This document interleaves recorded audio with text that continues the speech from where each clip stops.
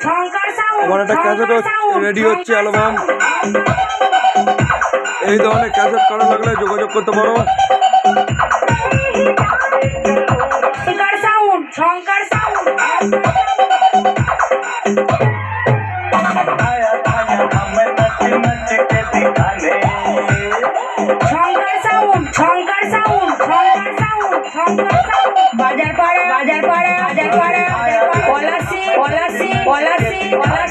Nadia Nadia Nadia Nadia